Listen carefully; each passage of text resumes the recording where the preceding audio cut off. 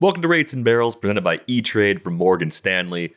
It is Thursday, July 17th. Derek Van Riper here with Stephen Nesbitt for our second half preview. At least that's what we're calling it. We're going to take a look at a bunch of the storylines and things that are intriguing to us as we've now moved past the All-Star break. That includes the directions of two teams that hooked up on a trade, which feels like it was several months ago. The Giants and Red Sox trade, that was Father's Day. That was barely over a month ago, Stephen. Time doesn't have any meaning for me anymore. What is happening? No, I mean, time is such a strange construct, especially when you have young kids. I'm just coming off of parental leave. I was out for 3 months. I'm basically just checking back in for the second half here, and it's all brand new to me. But yeah, Father's Day, it's like this is years ago at this point. Devers, a Red Sox? Ever? I don't know. Yeah, no, I don't remember anything about him being in Boston. Who'd have thought, right? But coming out of All-Star Week, a lot of interesting things happening. A futures game with the draft. You got the home run derby, which Cal Raleigh won the home run derby. And Cal Raleigh is doing stuff that every time we check in, it's getting to sort of an Aaron Judge level, but on a shorter timeline of, I can't believe this is still happening. And I know it was about a month or so ago now, roughly, that Trevor May on this very program said, hey, Cal, don't be in the home run derby. Like, take the break, take the rest. And I don't think it's because any of us believes that the home run derby specifically causes this extreme fatigue that then craters the rest of your season. But it's more of, hey, you're a catcher, and there's a lot of wear and tear on your body playing that position. And sure enough, he goes out there, he does it, and he wins it. And good for him, because I do think, beyond fantasy baseball circles, beyond Seattle, this is a guy whose star probably should be brighter based on how well he has played going back a few seasons now, but especially over the past calendar year. Yeah, I'm always interested in watching at what point does a guy hit the star level where he crosses over into, like, even the casual viewer knows who Cal Raleigh is. He has not been at that point.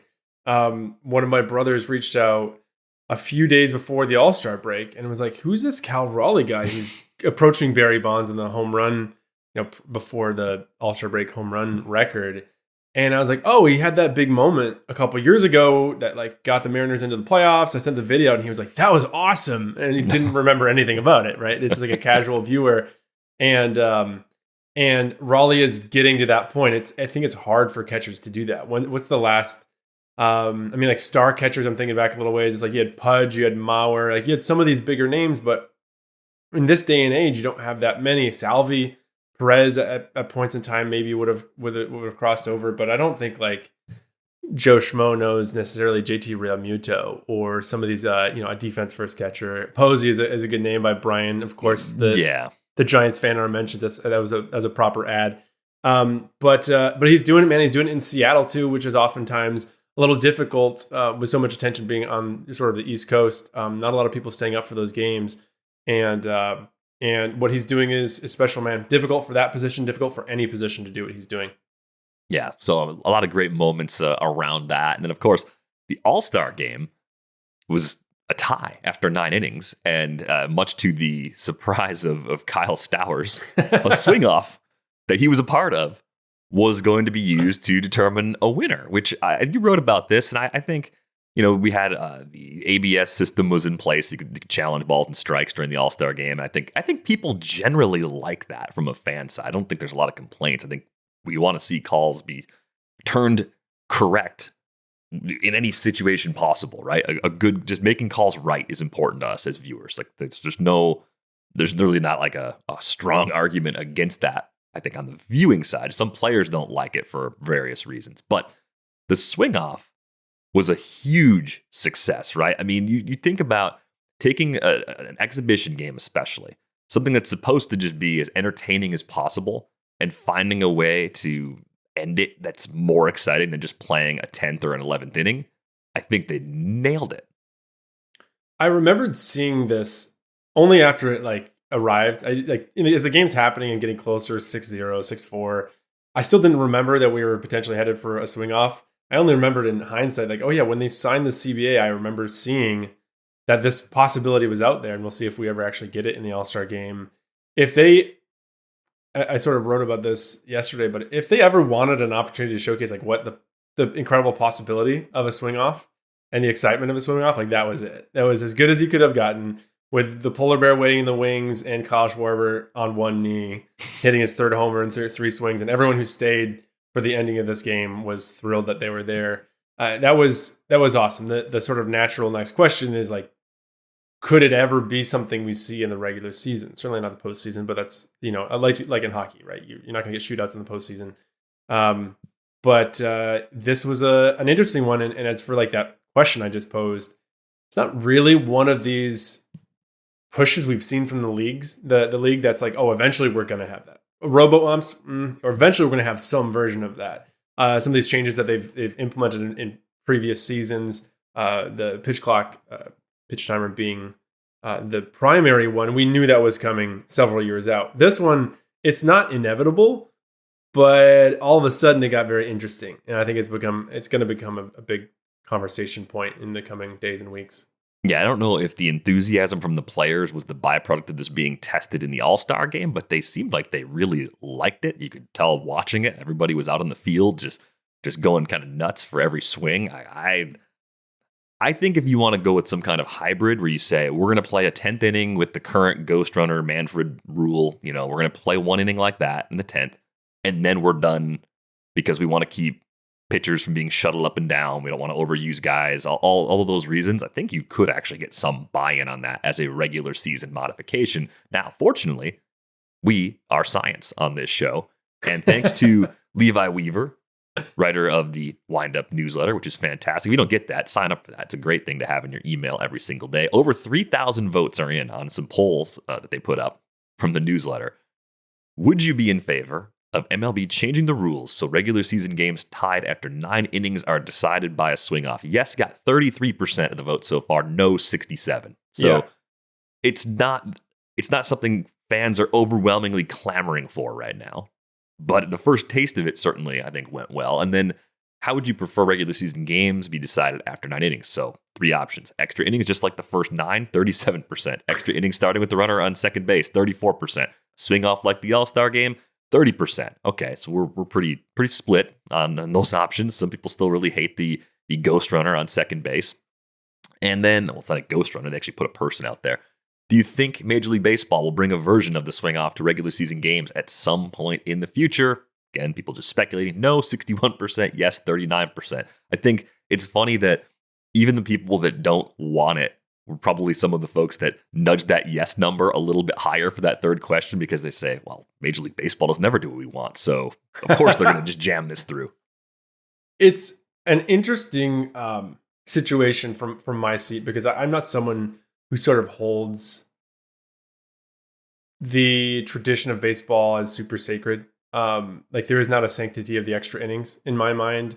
When they put a ghost runner on or a freebie man on second, I think you're putting the thumb on the scale already. You are already significantly impacting how a game is going to end.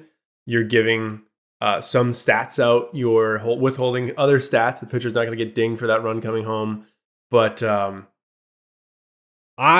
where I sit, you are already putting the thumb on the scale. And if you were to implement something like this, that would keep someone who is a neutral fan at a game or watching a game, who sees an 8th inning come around and it's 7-6, and you get that person to be like, oh, if they could tie this one up, I might see some dingers. Or if you're at the game, you're like, hey, buddy, let's go out, tell your kid, let's go out to right field and see if we can catch a Kyle Schwarber or an O'Neill Cruz homer in the swing off. Like, I see the value in it. I'm not necessarily advocating for it, but I'm saying there are a lot of people in this poll, as you just shared, who simply would rather go back to the traditional setup. We're not doing that, right? Except for the postseason. So we have to accept that 30%, 37%, you're kind of out. That's not happening. We are going to have either like a light thumb on the scale with a runner on second base, or we're going to have the fully Mickey Mouse. We're going to a swing off, just like a hockey shootout's nothing like a hockey game, and a PKs in soccer are nothing like the game. It's finishing the game with a bang. And I have not currently heard or recently heard that the league is really interested in pushing this. But after seeing that outcome, it would not surprise me if that's something we hear in the coming years of, listen, we'll save your arms. We're not even going to extra innings at all. We won't sort of play around with a guy in second or any of these things. We will have a version of a swing off. I think it would be interesting, and I'm not so married to the Ghost Runner that I couldn't, that'd be so sad to see it go. Yeah, I mean, I think you and I were similar in age. I think a lot of the things we've experienced as fans of the game and then covering the game, it's left us probably more malleable than if we had started our fanhood at a time when things stayed the same for a long time. I mean, I think my dad was texting me during the All-Star game, and he said, this used to be the highlight of the summer, the All-Star game. It used to be the best thing ever. And I said, well, yeah, it was a lot different when you were a kid. Like it was... There was no interleague play back then. You saw matchups you could only see in a World Series. So guys wanted to play in it. Guys wanted to play in it. The rosters were smaller. Like just everything about the way that game worked and how you could consume baseball during the season was different. So I could understand why it used to be one way, and now it's just something different. It's just the evolution of sports as entertainment, and that's just kind of what you get, right? So to all this is to say, like I think a lot of things are going well on that front. And this game was played in Atlanta, which I think was controversial and didn't get as much scrutiny as I expected it to when the game was moved the first time. And the league put together a tribute for Hank Aaron's 715th home run. They showed it on the broadcast, and it was incredible in terms of the tech and what they were able to do. It was one of the most visually stunning things I think I've ever seen done in a baseball stadium, right? I mean, it was off the charts good. Highly recommend actually watching what they were able to do. And I did not see it live, but I saw the immediate reaction from Craig Calcaterra and a bunch of folks in my feed on Blue Sky saying that they edited Vin Scully's home run call as part of the montage. They cut off the line, "A black man is getting a standing ovation in the Deep South for breaking a record of an all-time baseball idol. And it is a great moment for all of us, and in particularly for Henry Aaron." And Scully's call goes on even more than that, but I'll stop at that part. And I thought it was extremely disappointing that you would put together a stunning tribute and edit out the most important part of the entire call. Removing the context is criminal. In this case, just a terrible decision, and it draws a lot of negative attention that you now deserve, because people are going to say, well, "Why did you edit that?" There's this noticeable space where that exact audio from Scully would have fit. There's silence, but then there's a clip of Henry Aaron speaking at the end of the montage. I don't know how that decision was made or why that decision was made, but it's just one of those infuriating things that Major League Baseball just can't seem to get away from at this point. That call from Scully is one of, if you have not heard it before, and we'll drop it in here too, it's one of the most powerful calls you'll ever hear. And I say powerful because it's not simply a well-called play. It is a call that brings in context and history and such an appropriate encapsulation of a moment in baseball history that it lives on all of these decades later. And when he says in the call, and this part was aired, what a marvelous moment for baseball, what a marvelous moment for Atlanta and the state of Georgia, what a marvelous moment for the country and the world. He's talking about the home run record, but he's also not. And it comes directly on the heels of the sentence that you just mentioned. A black man is getting a standing ovation in the Deep South for breaking a record of an all-time baseball idol. He is providing not only that moment of breaking a home run record, he's also providing the scene, he's providing the context. And so why would they edit it in that way? You could say it was just a timing thing. They said, we've got X amount of seconds for this. Let's pick the seconds that jump out the most to us. And it was something where they should have just been more thoughtful about, we really, what does it say if we're excluding this bit of the quote? Or it's such a powerful call, let's just use the whole thing. It's Vin Scully after all. We can never do enough tributes to Vin Scully. But it also is, it's like troubling in a broader sense when the very fact this All-Star game was in Atlanta, deservingly so, requires some difficult questions and difficult answers. And I think we got the difficult questions. If you did not notice this, Jen Ramos Eisen asked in one of the press conferences, got about the strangest answer you're ever going to hear, or strangest situation. She asked Dave Roberts specifically, the All-Star game in 2021 was moved because of the voting rights law that was passed in Georgia that was believed to be suppressing votes and going to limit who was able to vote. And she asked Dave Roberts, why did you say back then that this is not okay? Why did MLB move the All-Star game at that point? At that point, the quote I have from Rob Manfred was, the best way to demonstrate our values as a sport would be by relocating the 2021 draft, 2021 All-Star game. Quote, MLB fundamentally supports voting rights for all Americans and opposes restrictions to the ballot box. Nothing has changed about that law several years later, and the All-Star game goes right back. Now, the league can do whatever it wants to do, but it's worth someone asking that question, and Jen did that. And the scene was incredibly strange. You can go look it up if you'd like, because the moderator was Pat McAfee, ESPN personality, Pittsburgh native. And if you've ever seen the role of a moderator in something like this, they don't need to do a lot. They do not need to explain the question to Dave Roberts. And yet it appeared that's what Pat McAfee was doing. And he said, literally at one moment, so the question was a political question about laws being on the books and stuff like that.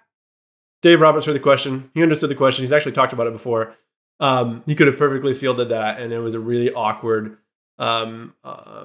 mishandled situation. Dave Roberts, the answer he eventually gave was, he was like, Pat had it right on. Pat never had it right on. And he basically says, look, I think it's important, but I'm here to focus on baseball, and I'm glad to be around these players. So I don't know how you go to Atlanta for this All-Star game without thinking about what you want to say to that question. Kudos to Jen for asking it, and mishandled. And then you have this moment where the quote, the call from Scully is altered, and it's sort of a double whammy. I don't know how much of this was actually intentionally done, but certainly poorly handled. Yeah, well stated, and I agree. Tip of the cap to Jen for being up there asking that questions that I think should have been brought to the table much sooner than the week of the event, but were important to be asked. And it turned out about the way you would have expected. If you told me that was going to happen, Nez, I would have said, yeah, I would expect a response like that, because that's just how the league rolls. It's powerful when it wants to be, and then it pretends like it has no power in instances where having power would somehow be a bad thing. That's the impression I've been getting from them for a long time now. But all things considered, an all-star break that was probably successful in a lot of ways, I guess, despite some huge missteps along the way. Let's get to some storylines for the second half. We tease this one up top. Trade deadline maneuvers, the Red Sox and Giants. I think that's pretty interesting, because if you go back to FanGraphs playoffs odds for June 16th, the day after this trade was made, Red Sox 34.7% chance of making the playoffs. They were 2 games above 500, 38 and 36. Giants had a 65% chance of making the playoffs. They were 10 above 500 at 41 and 31. Things have changed in the 1 month that has passed since then. As of July 16th, the Red Sox up to a 56.2% chance of making the playoffs, 8 above 500. Giants down to 45.1%.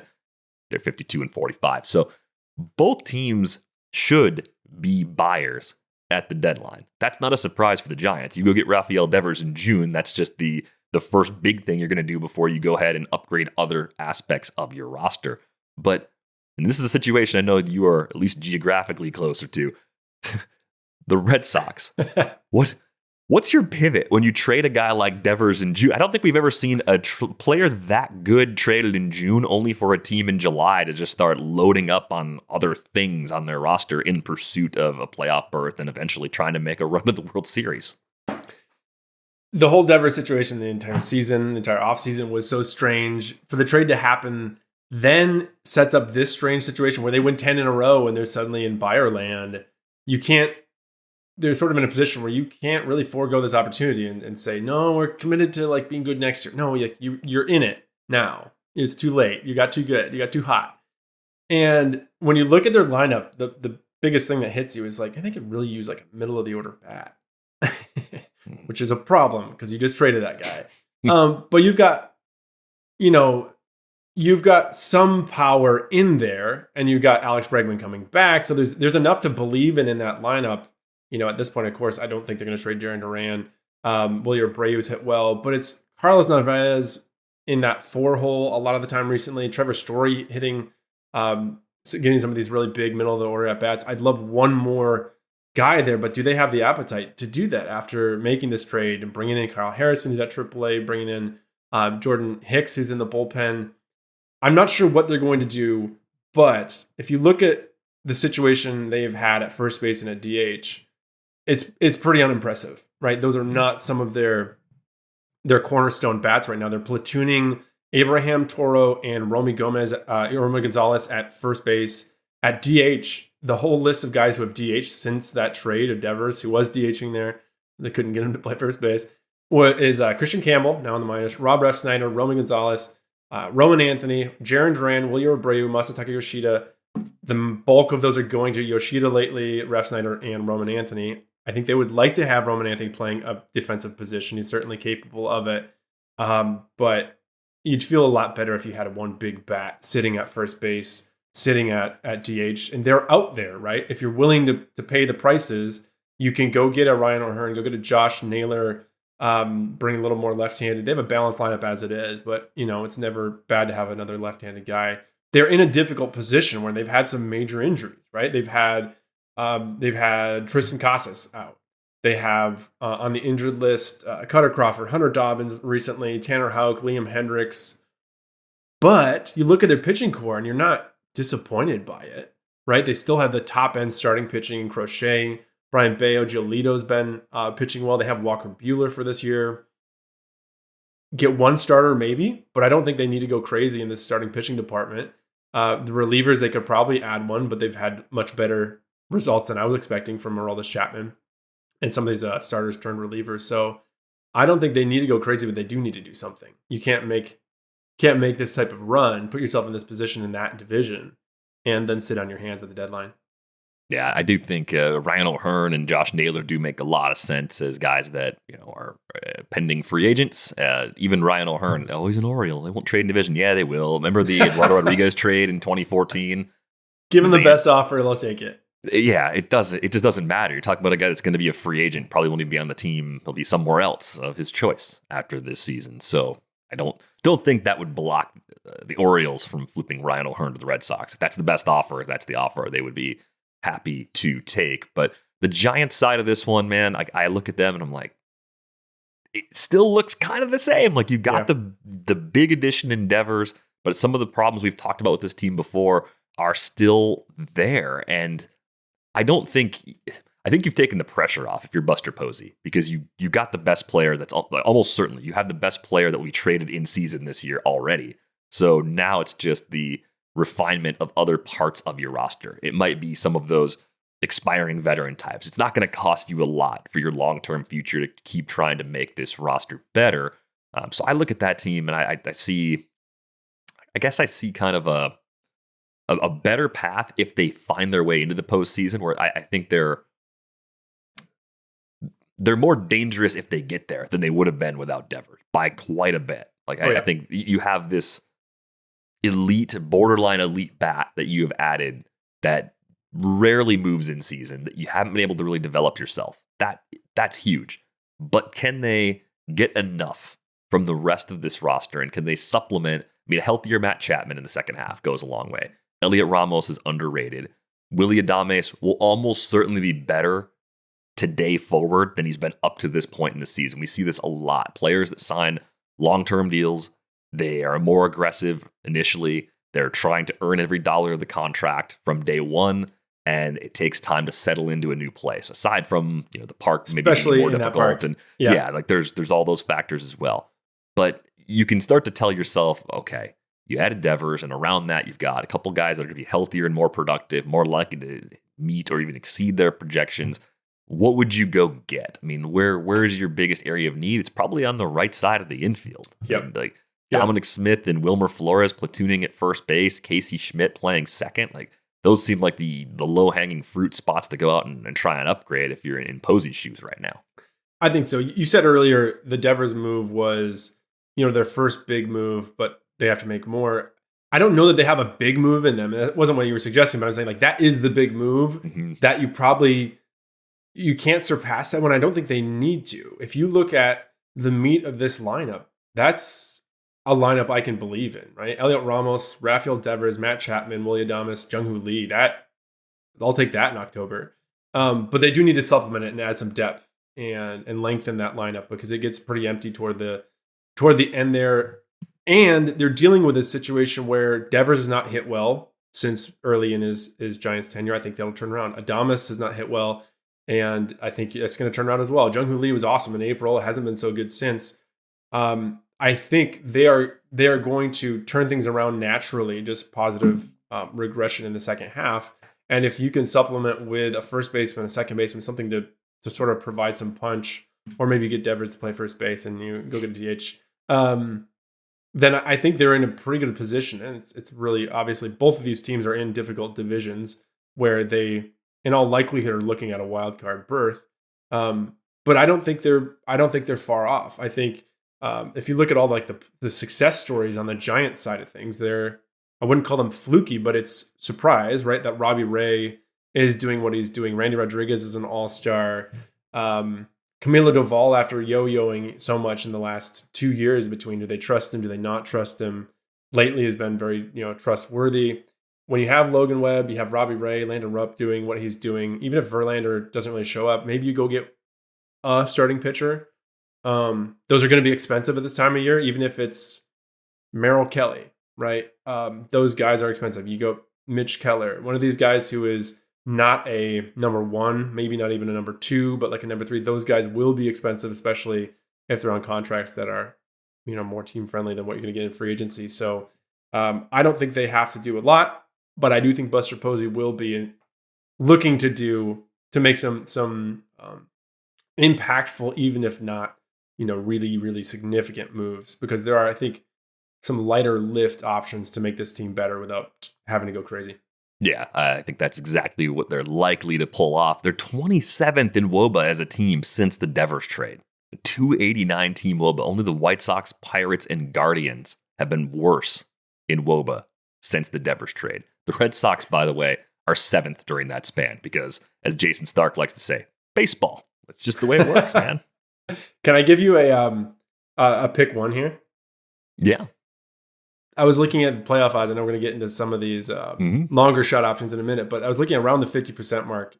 The three teams that are within 5 percentage points of 50% making the playoffs: Red Sox, Padres, Giants. It's actually, I think, in that order in likelihood. Who do you feel most confident of those three teams gets through? It might be counterintuitive for some people, but you said, I think by odds, they're the highest of the group. I think it's the Red Sox. And yeah, it's because I think at this point, this is 100% speculation on my part. I get the sense, if I'm Craig Breslow, maybe I got a little egg on my face because of how things turned out with that Devers trade. Now that the team was playing well prior to the break, you can easily justify pushing more chips in for this year. Your window's going to be open for a while. You want to do something to kind of show that you were right. It always feels good to be right. Yeah. And I think I see them having the resources to go do whatever they want to do to upgrade the roster. I'm not sure I see that as easily with the Padres, especially. I mean, I think AJ Preller's trade deadline gymnastics is something we've been wondering about for a while now on this show. It's like, we know he's going to do something. We can't figure out how he's going to make the math work and how it's all going to actually come together. Exactly. So, yeah. I trust that they will be a better team after the deadline than they are right now, and they're already pretty good. But I don't see as much impact joining that roster, and maybe it's just because I can't see it, as I could see the Red Sox pulling off for a variety of reasons. The Red Sox certainly have the capital and the resources as far as prospects to do it. Of these three teams, I actually am picking the Padres because they have the inclination, like it's almost a desperate need by AJ Preller to do something. They managed to overhaul their bullpen last year at this time, bringing in Jason Adam, bringing in Robert Suarez, Tanner Scott, now with the Dodgers. They will find a way to do something, and there's a lot, I think, that still can go better for them from an offensive perspective. Jackson Merrill, we're going to get to. Spoiler, down at the end of our rundown. I think there's a lot more in that bat than we're seeing right now. And if you have, you continue to get some production out of a player like Gavin Sheets, who was not an expensive acquisition for them, and then have Tatis, Arias, Machado, Bogarts healthy. They have the pitching to do it. Starters, they have the relievers, especially if they get Michael King back and healthy. And hey, maybe Joe Musgrove does pull some magic and gets back for October like he was talking about a couple months ago. I still think this is a team that's so hell-bent on making the playoffs that they're going to get aggressive somehow at the deadline. Yeah, I just don't know how much more they can stretch the cost into the future than they already have. And hey, look, where there's a will, there's a way, I guess, as it goes. There's so much will. Well, and it's just knowing that eventually like the money owed on a lot of those contracts will continue to increase. And if the appetite for spending on payroll is no longer what it was when Peter Seidler was alive, like it's just the window is closing. They know that. We know that. And how things go after that window is closed, that's going to be pretty interesting for someone. Maybe it's still Preller in the front office in place, or maybe it's a new front office by then. Someone's going to end up having to clean a lot of that up at some point too. So I think if I were ranking them by probability, I think I agree with what the computers say. Shocker, right? I think it's Red Sox, Padres, Giants for me, but the gap between them is very small. And I think that's what's interesting too. When you look at the standings right now and you look at playoff odds right now, you can still talk yourself into a team with lower odds playing well enough to put themselves in a position to make their roster better between now and the deadline in 2 weeks and still hang around and possibly even make the playoffs. And the question I'll throw at you is, teams that have sub 20% playoff odds as we sit here today on July 17th, who do you think is most likely to flip the script and actually find their way into the postseason? It's a really interesting list. And I debated a couple different options here. As it currently sits, the gap between some of these teams and the wild card, it varies quite a bit. The last wild card in the AL is the Mariners at 6 over 500. Last wild card in the NL is the Padres at 8 over 500. And so as much as I want to believe in a team like the Reds, I'm not picking them. I'm going to riff on them for a minute. I'm going to pick the Royals just so I get ahead of that. The Reds, at first I wanted to believe in them, but they would have to vault over 3 of these wild card hunt teams. The Brewers, the Mets, the Padres, the Giants, and the Cardinals. I can see them beating the Cardinals. I can see them getting past the Giants if things go right. But the rest of them, that's a big ask for me. Of course, there are division leaders ahead of them too as well. But I'm just looking at the wild card as it currently stands. I believe in the Brewers. I believe in the Mets. I believe in the Padres. The Reds have a tough road. I think the Royals, they are in a division that I still think has some things to iron out. The Tigers have been fantastic, but they come into the break on a little bit of a slide. I don't know. I was asked on the radio yesterday, are they the best team in the American League? I'm still not confident saying that. They are, over the last 365 days, have probably the best record. They were so good in the last couple of months last year after getting rid of Jack Flaherty at the deadline and then turning into an incredible, turning a juggernaut, making the playoffs and advancing. But I still think there is a story to be told in the AL Central, which is always such a strange division. The Twins, Royals, and Guardians all theoretically contending teams this year as we enter the season, and now they're all under 500. The Royals not far under. They're 3 under at this point. They made the big splash at the start of this week coming out of the break to get Adam Frazier back from the Pirates. So that mystery's over. Who is going to get Adam Frazier back? He's been just about everywhere.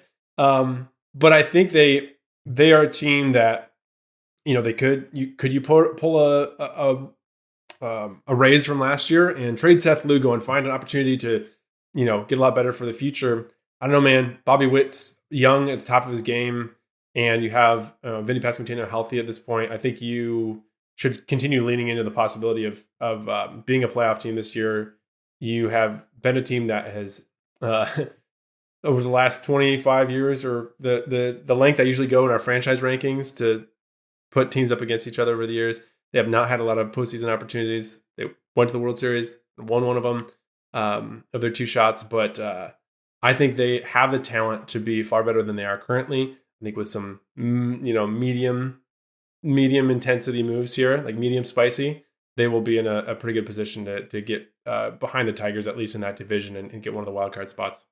Yeah, I don't know why, but I was focused on the AL Central as well, with the entire pool of sub 20% playoff odd teams at our disposal, and I landed on the Guardians because I find them to be mystifying most years. I'm wrong about them frequently, so maybe I'll be wrong about them again by believing there's still some life left in this club. They were playing well in the week prior to the break. I think they sweep the Astros. It took 3 of 4 from the White Sox, I believe, and then now they've got this really nice schedule before the deadline, and that's really important. Like if you look at schedules and say, well, it's a weak schedule the rest of the season. Is it a weak schedule the next 2 weeks? Because they need to make additions. If they're going to be a team that's actually there in October, I don't think it's with the roster as it is currently constructed. They have 3 against the A's to start the second half, 4 against the Orioles, which at the beginning of the year we would have said that's a tough spot. Not as tough. They just get them at home too. 3 against the Royals, so kind of a critical series for both of those teams maybe in terms of determining what direction they want to try and go. And then they get 3 against the Rockies, and it's in Cleveland. They don't have to go to the Funhouse in Denver. So I think they have a great window to push themselves back into the close enough to buy. And if they do that and actually address their needs adequately, then I think we're talking about that pesky sort of Guardians team that even if they don't win the division, maybe they're that last wild card in the AL this year. Yeah, I mean, I think we're targeting the right division. It's hard to be like pushed out of the running in the AL Central. Like the door is always open for a long time in that division. And these teams all have talent, right? Minnesota, you can make an argument that they have the talent if they get fully healthy, but each of these teams also are the teams being floated in could they be the big seller this year? Could they be the team that says, listen, this just isn't our year, we'll sell, like everyone's relievers are on these on the list of potential targets, right? You have Duran and Jax in Minnesota. You have Clase, Gaddis, and Cade Smith in Cleveland. The Royals have some guys they've picked up in recent years. They have a bunch of starters they could trade. So you have to imagine one of them is going to sort of pull out at some point and decide to go the other direction. But you're right. There's so much, like when you have Jose Ramirez under contract and playing like one of the best players in baseball as he has for years now, it feels like you've got a moral obligation to keep going. And we saw them a couple years ago kind of back off and say, let's trade off a couple of guys and let's this isn't our year. It's tough to do that multiple years in a row when you have some of this top end talent. Yeah. And I think they're just good enough to continue talking themselves into it again, because they're not going to I don't think they're going to do the full teardown at any point. It doesn't seem like a thing that the current front office feels is really necessary. They can win the way they're running things in Cleveland. So why tear it down if it's worked as well as it's working? You hinted at the Tigers and maybe still having some skepticism about just how good they are, even though they're good. I don't think there's any question of whether or not are they good. Yeah. Yes, they're good. Are they elite? Are they as good as the other top end teams in baseball? I think that's still something that a lot of folks are maybe wrestling with to varying degrees. I think seeing what they do in the position of clear buyer is pretty fascinating. I think about the Scott Harris gets to that seat in Detroit from San Francisco working with Farhan. And I just think like, okay, how different will the approach be now that Harris gets to call the shots with this roster? Will it be more aggressive than what we've seen from those Giants teams in particular? And like, what do you think the Tigers' best upgrade would actually be? What puts the Tigers over the top? Well, it's a curious team because if you look at the lineup, who's new? It's Gleyber Torres. That's it. Gleyber Torres getting back to early Yankees hitting form. That's the change. Now, a year ago, they had they're bringing up Dingler, they're bringing up Sweeney. So like there are new faces. But what's changed this year is Spencer Torkelson being almost an all-star, Dylan Dingler and Zach McKinstry being an all-star, Javier Baez being an all-star. Like we are just looking at everybody being so far better than they were a year ago. You would not have looked at this lineup before the season and said this is a top 10 lineup. You'd say they're going to get carried by their pitching. They bring back Flaherty. They got Skubal. They have Casey Mize. You're always sort of believing in. Maurice Olson was sort of proven he was a middle of the rotation guy.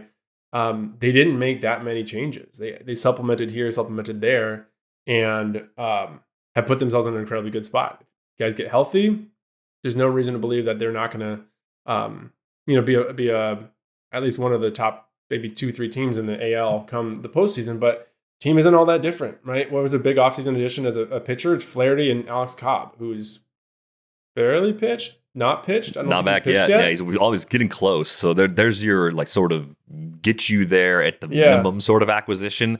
I think the argument Lost would Jackson be, Jobe too. yeah, you lose Job to injury. Do you want to try and find someone that starts, game 3 of a playoff series? Do you want to go and get someone a little bit better than a back end guy via trade? Does that move the needle? I mean, bullpen help's been the one thing for the Tigers. For sure. Add to the bullpen, but that's almost a stock answer for any buyer. Make your bullpen better. Absolutely. The Tigers maybe need a little more volume than some of the other teams that already have top 5 or top 10 units in relief. And it's difficult to figure out the reliever market right now because as we said, like there are so many teams in the middle who, even if they think they're going to maybe go for it, like, stay in the running this year, they might be willing to sell that setup man, right? I've been writing a lot of these blurbs, so these pre-writes we do to get ready for a guy getting traded, and just went through the Pirates.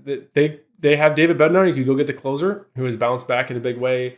Or you could go get Dennis Santana, and he would make any bullpen a little bit better. And he's not a big splash, but that guy's going to be out there, and there are a bunch of that guys out there. And so the Tigers, I think, will add at least 2 relievers. But the bigger question is like, are you going to take a big swing in that lineup, or are you going to believe that Javi Baez deserves every day at bats, and in that Colt Keith can be that leadoff guy in the postseason. Parker Meadows is not nearly what we saw late last season. Which guy are we getting there? You're not going to trade over him, but I think they are in a position where they're going to get pretty, I think, aggressive at the deadline to make some at least short-term additions because they have the prospects to pull from. If they can get a rental bat, I think that's what they go for. We're not changing the trajectory of where they're headed in the coming years. They're in a good spot, but substantially adding to what they currently have in that lineup.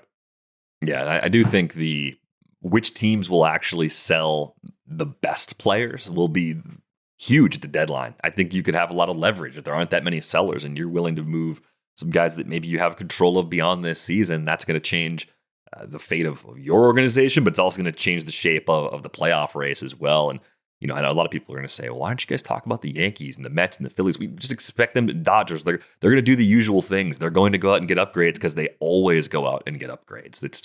It's more like, what are these surprises going to do? The Blue Jays. Blue Jays being in first place right now. I mean, the AL East race is going to be phenomenal, I think. And it's not just that division. The NL Central looks like it's going to be a good one. It's at least the Cubs and Brewers. Maybe one of the Cardinals and Reds continues to hang around too. I don't expect both of them to still be that close once we get to September, but there's some quality division races right now. Even the AL West, the Astros, I can't fully explain how they've pulled it off. And it's been extremely effective pitching is the shortest answer. But the way they've been able to hold it together, producing with that lineup, getting so little this year because of injuries from Yordan Alvarez, that seems like something that's going to have to change. We've talked about it a couple times in the show where Altuve and Christian Walker, Yainer Diaz, they've got a bunch of underperformers there. So you can start to say, well, a combination of those guys will play some level better than they have to this point. But then are they going to be as aggressive as they have been in some trade deadlines past, trying to protect themselves in the event that Yordan is not himself once he eventually comes back, assuming that he comes back? I feel like that's becoming a little more of a Yordan's coming back question mark, just because it's been such an unusual path of that injury so far. Yeah, I mean, they've dealt with an incredible number of injuries. We always sort of ooh and ah at how long the injured list is for some of these teams late in the season. They've got like their injured list. I'm looking at it now on Roster Resource on FanGraphs. It's like, what, 17 guys maybe? Just guessing. Like it's an incredibly long list with a lot of talent on that list, and yet you look up and down the lineup and the this rotation, you're like, there's plenty there. If Hunter Brown is this version, if Framber Valdez continues to be who he's been for a long time now, I wouldn't mind Lance McCullers starting a playoff game. He's still got something in there. He's got some of that magic. No. I don't think you want that. I think it's a good story because of all the injuries and all the time he's missed. But I feel like if Lance McCullers is starting a playoff game for you, I mean, maybe something changes between now and October, and I'll walk it back. But I think something didn't quite go to script based on I think they probably how he's doing over it. that. And that bullpen still has some of the best sort of top end, back end arms. Great bullpen. So it's still a very trustworthy group of guys, despite how many guys the faces that have changed over the last year, all the new faces in the lineup, Paredes, Smith, Christian Walker. So I believe in them, but some of this comes down to what do you think about the Mariners and where they head? The Mariners, how aggressive are they going to get? Based on their history, I think they are a team that gets pretty aggressive and also pretty creative, right? With their willingness to move guys when they're sort of stuck in the middle. And they've done some of that in recent years, right? They're turning Seawald at a time when they theoretically weren't fully out of it. Suarez, we saw them trade a couple years ago. I think this is a team that has real issues with depth in that lineup, but it's a team that they're sort of forever inconsistent, I think, in that lineup. And you have one of the best smashers in baseball, but you also have Cal Raleigh as a guy who could hit 200 for a stretch. You have J.P. Crawford, who could be one of the best hitting shortstops in baseball from that left side, or he could just be like a glove first guy, depending on the day. J-Rod is J-Rod, the superhero sometimes, and he's a guy who will sort of infuriate you with inconsistency. Rosarena, that's been the whole narrative of him his whole career. And so Polanco was he DFA'd or something like that? Like he was not a valued player in the market in recent years, and they brought him back. So they're going to need to do something at least to lengthen their lineup.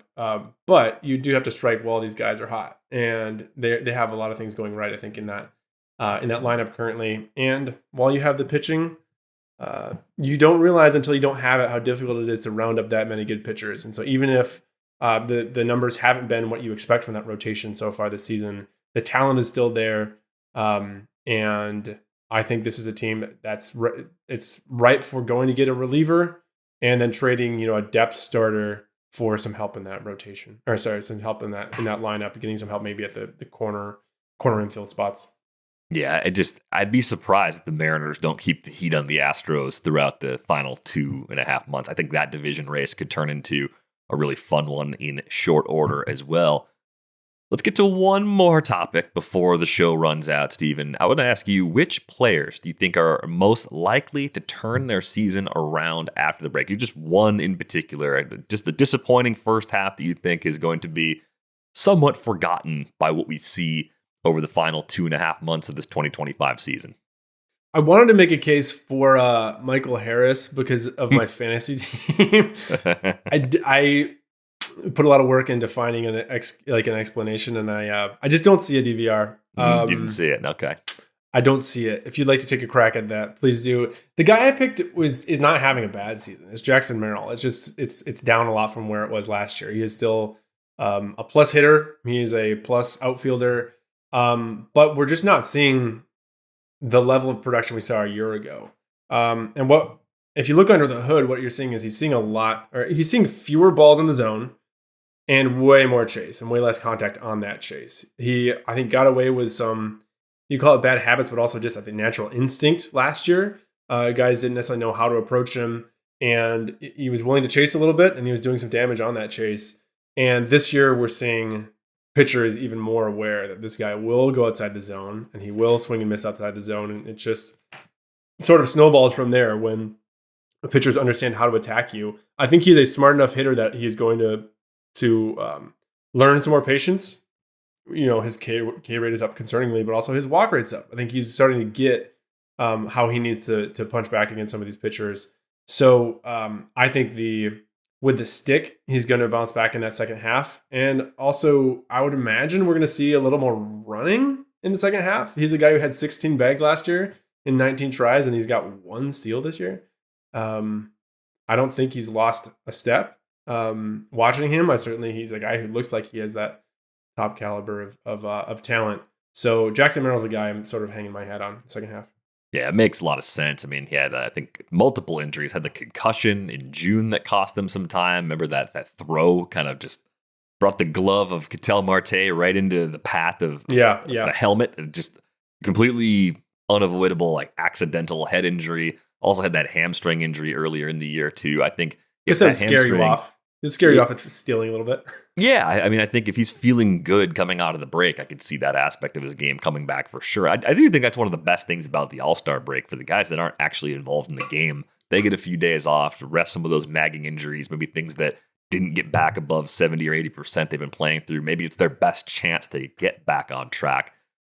So I could definitely see a big second half for Merrill, and that certainly would be part of the narrative of the Padres.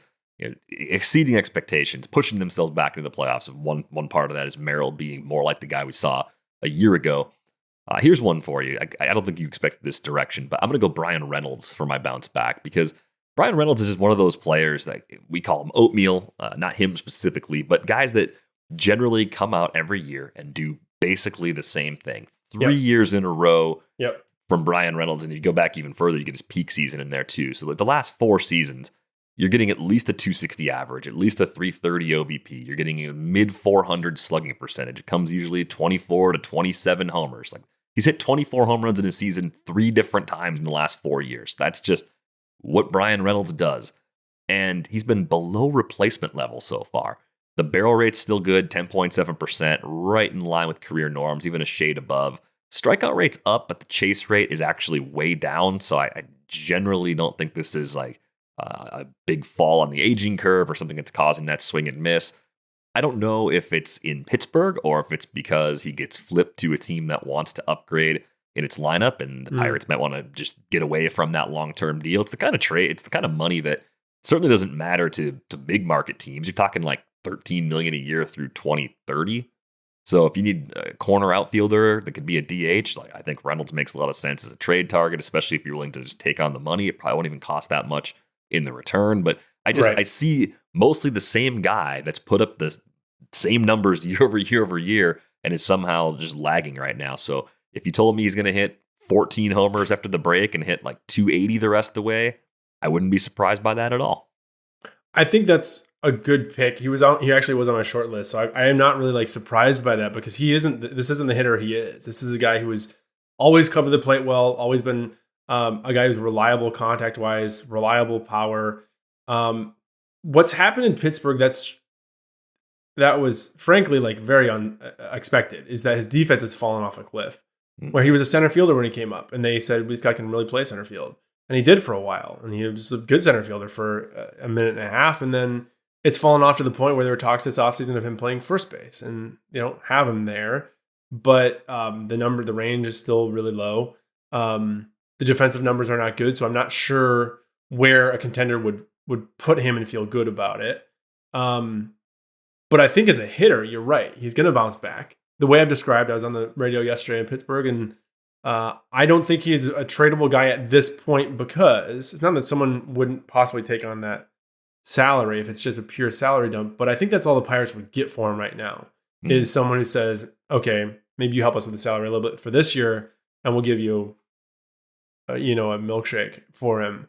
And that would be, I think, a real shame if you're the Pirates. You get absolutely nothing back for Brian Reynolds except that money you gave him, you offered him.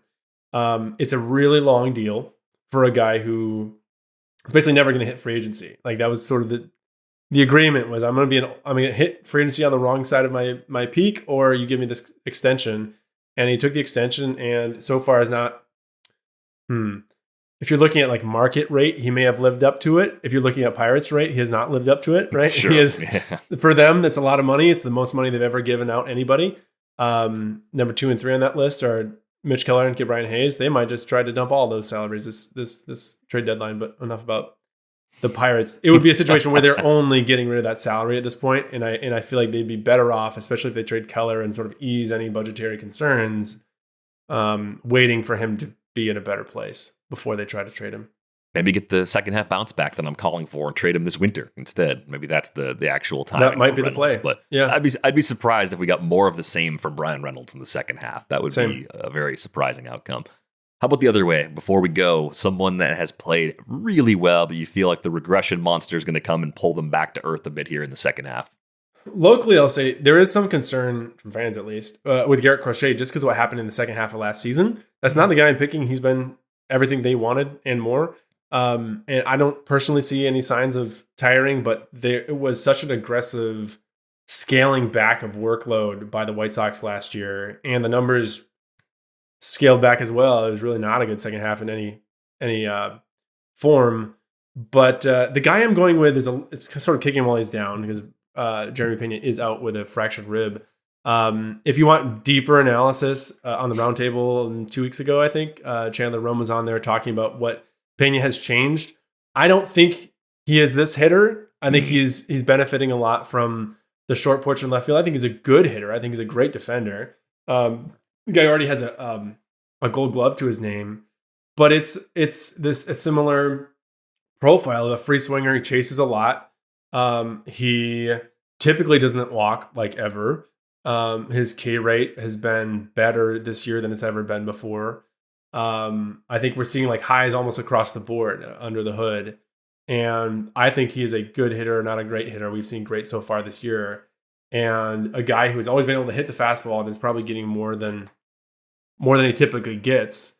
And I think the instant pitches remember this guy's chase prone and throw that slider in the left-handed batter's box and try to get some chase, some of these numbers start to go down because he's a guy who ambushes. He attacks, and it plays in his favor.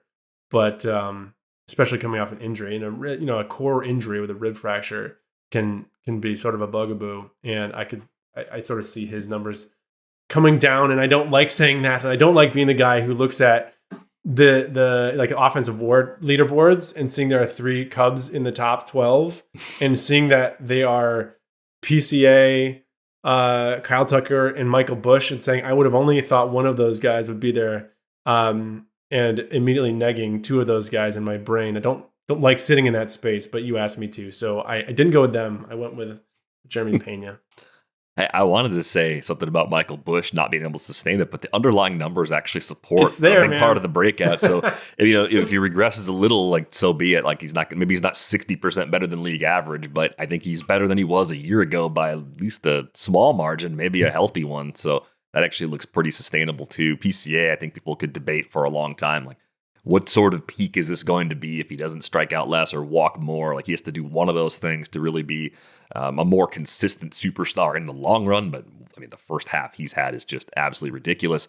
My pick was George Springer. I feel kind of bad because I like to see old players look like they're closer to peak selves. And I think that's exactly what George Springer did in the first half. 270, 363, 490.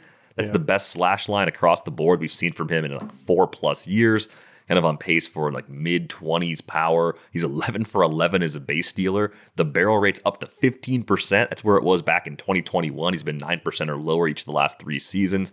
Maybe the complicating factor around Springer is playing through nagging injuries and different things the last couple of years. This is a great story. I would just be really, really surprised if he's able to beat the projections by this much. The most optimistic projection for Springer the rest of the way is from the BAT-X, which does incorporate a lot of swing data into it.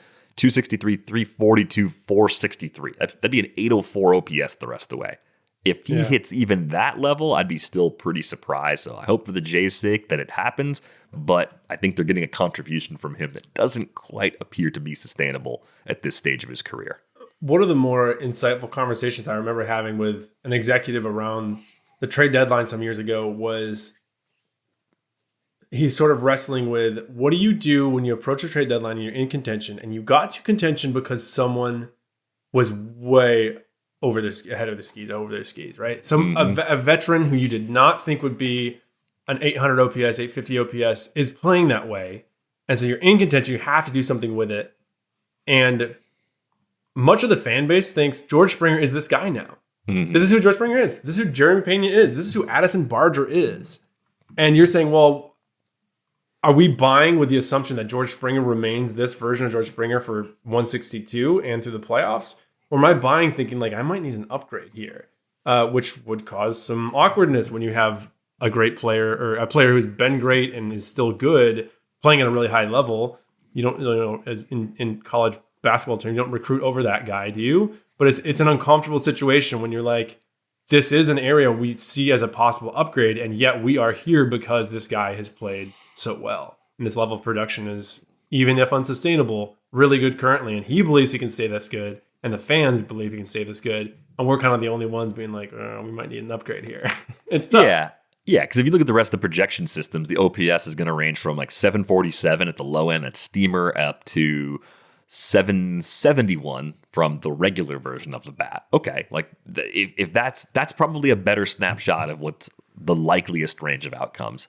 So you have to assume he's that player the rest of the way, even though you've got the performance in the bank and the wins that came along with it in the bank. Yep. So you still need to make significant upgrades to your lineup, and it's not necessarily in Springer's spot, but it's because you can't rely on him to produce at that same level. I think it'd be, this is my estimation is that most teams would see that and say, that's great, and if it continues, that's even better, but we shouldn't expect that level the rest of the way. Our models, our projections are telling us that this was a very low probability, high-end sort of outcome given where he's at this stage of his career. But I'm sure there's guys like this on just about any team that's exceeding expectations by record, because you need to go over on projections somewhere.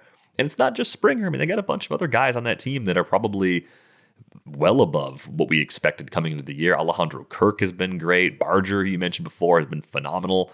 And they're also, the Jays are fun too, though, because they're a good defensive team. And there's always a really good defensive team that pops and ends up finding their way into the postseason.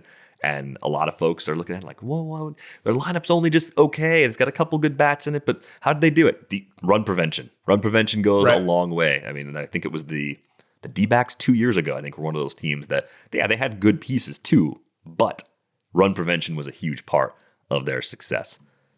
Yeah, right. And they're going to get Varsho back. Santander's been on the IL as well. Yeah, you're right. And I think another reason to prolong this conversation for just a minute, another reason I think we have a hard time picking these surprise later career seasons is that it's so baked into our head. What does the sort of aging curve and regression look like? And if I pose two scenarios, one is where, let's say a year ago, George Springer is batting 750 and the Blue Jays just tried to trade him, versus now let's say he's batting 950 this year and they want to trade him. I don't know that the return they would get in a trade is all that much different between those two scenarios, because opposing front offices aren't going to say, yeah, this is a 950 guy. And you're, right, as the selling front office, you're not necessarily going to say, well, there's a 950 guy. You're going to be like, okay, we're going to all agree that because we know aging curves and we know what to expect, we know projections, we agree that fair value is somewhere around, let's say, an 800 guy. That's what's difficult, that I think fans don't always register, is in media, we often don't value guys the same way based off the stat sheet, the back of the baseball card, what it currently looks like. And certainly in organizations, they do not value guys based off of what it says on Baseball Reference or FanGraphs. You might get a small sweetener of a player to be named later because he's having a good season, but without some massive change or some crazy injury that explains everything, all the more negative performance, we really are looking at players that who have they been, and who are they right now compared to that. Your offer is not going to change wildly. We see this often with like a guy who signs a 1-year deal. When if he's having a great year, like a Flaherty comes off a bad year and he gets traded to Baltimore, and it wasn't really a trade where he brought back a lot of value.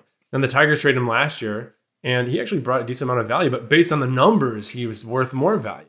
But the Dodgers, when they acquire him, aren't going to go crazy giving the Tigers every single top prospect just because he's pitching like a top of the game pitcher. They're going to say, well, he's pitching well, and he's been a reliable pitcher in the past, but we're not going to go crazy because we don't think his value is suddenly drastically different than it was a year prior. All right, that's it. Yeah, I know. I think adjusting projections on the micro level are tough. I think on the pitching side, there are more tangible things we have on the public side that can explain how someone might be different with velocity, pitch movement, pitch modeling, all those things. On the hitter side, it is much more difficult to, at least with public-facing data, take something and say, I think something's clearly different about George Springer. I mean, if we see more bat speed, we see a better swing path, we might have some data like that in the future that we can more reliably lean into, similar to those pitch grades and pitch models. But yeah, you're kind of left trying to piece everything together. Or, we noticed he was hurt and played through injuries each of the last 2 seasons. So he may have underperformed, and the decline was happening, but it was happening faster than it actually should have because of health factors, right? There may be some other context like that we just don't have, that teams actually do have some access to. All right, we get to go. Stephen, thank you so much for jumping in. Appreciate you short notice, no less, stepping in today and hanging out with me. Thanks to our producer, Brian Smith, for putting this episode together. That is going to do it for this episode of Rates and Barrels. We are back with you on Friday.